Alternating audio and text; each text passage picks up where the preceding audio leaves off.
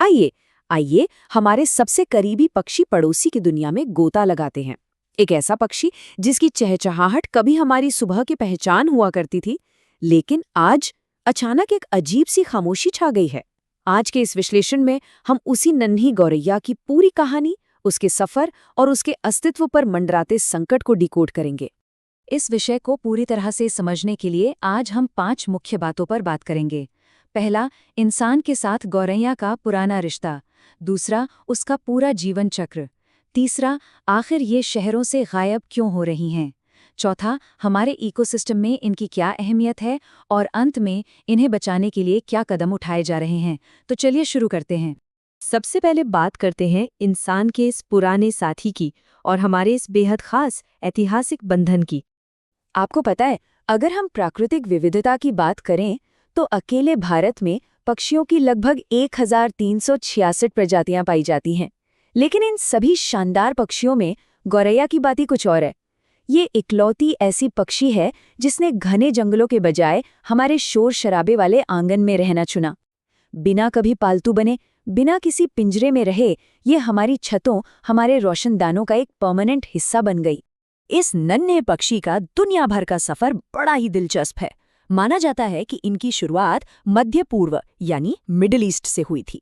लेकिन सबसे कमाल की बात यह है कि जैसे जैसे इंसानों ने खेतीबाड़ी का विस्तार किया, गौरैया ने भी अपना जंगली आहार छोड़कर हमारे अनाजों को अपना लिया। वो हमारे खेतों और बस्तियों के पीछे पीछे पूरी दुनिया में फैल गईं और 19वीं सदी के मध्य तक आते आते ये लगभग पूरी दुनिया में अपना बसेरा बना चुकी थीं।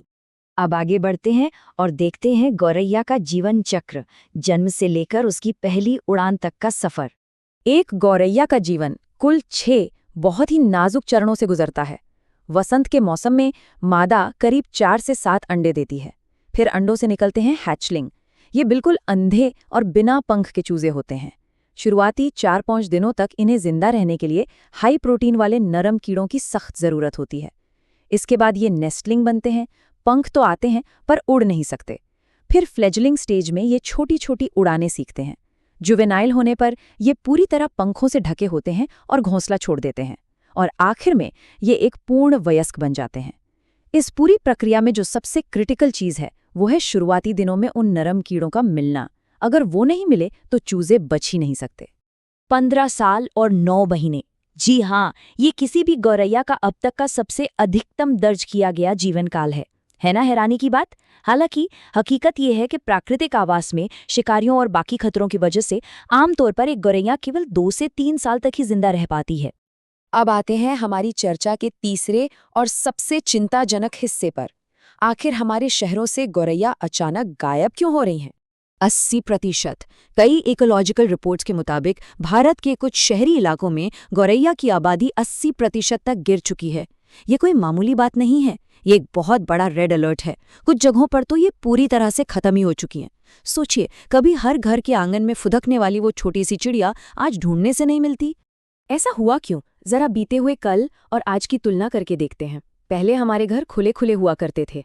छतों और दीवारों में दरारें होती थीं जो घोंसले बनाने के लिए बिल्कुल परफेक्ट थीं। लेकिन आज हर तरफ कांच और कंक्रीट की बंद इमारतें हैं। एयर कंडीशनर की वजह से खिड़कियां हमेशा बंद रहती हैं। और उससे भी बुरी बात, हमने इतने ज्यादा रासायनिक कीटनाशकों का इस्तेमाल करना शुरू कर दिया कि वो नरम कीड़े मकोड़े ही खत्म हो गए जो उन छोटे चूजों को इकलौता खाना थे। बिना सुरक्षित घर और बिना खाने के आज के ये मॉडर्न शहर इन चिड़ियों के लिए किसी रेगिस्तान से कम नहीं है। अब आगे बढ़ते हैं चौथे बिंदु पर। हमारा इकोसिस्टम और गौरैया, ये दोनों आपस में कैसे जुड़े हुए हैं। चलिए इतिहास से एक बहुत ही पावरफुल सबक लेते हैं। आपको पता है, एक बार चीन में एक बहुत बड़ा राष्ट्रीय अभियान चला था जहां गौरैया को फसलों का दुश्मन मान लिया गया था। उन्हें मारने के लिए बाकायदा सरकार ने इनाम रखे और पूरे देश में बड़े पैमाने पर उनका शिकार किया गया। और इसका नतीजा क्या हुआ? महज 3 से 4 सालों के अंदर पूरे देश में अनाज की भारी किल्लत हो गई। ऐसा इसलिए हुआ क्योंकि गौरैया सिर्फ अनाज नहीं खाती, वे उन हानिकारक कीड़ों और टिड्डियों को भी खाती हैं जो असल में फसलों को बर्बाद करते हैं। गौरैया के खत्म होते ही उन कीड़ों की आबादी बेतहाशा बढ़ गई और उन्होंने सारी फसलें तबाह कर दी। ये घटना हमें साफ तौर पर बताती है कि कुदरत के इस जाल में हर एक कड़ी कितनी गहराई से जुड़ी हुई है। आप एक को हटाएंगे तो पूरा सिस्टम चरमरा जाएगा। खैर, इस निराशा के बीच हमारा 5वां और आखिरी सेक्शन कुछ उम्मीद लेकर आता है। देखते हैं कि गौरैया को बचाने के लिए क्या पहल की जा रही हैं। आधुनिक शहरों में इनके प्राकृतिक आवासों को वापस लाने के लिए इकोलॉजिस्ट्स ने कुछ बहुत ही शानदार रणनीतियां अपनाई हैं।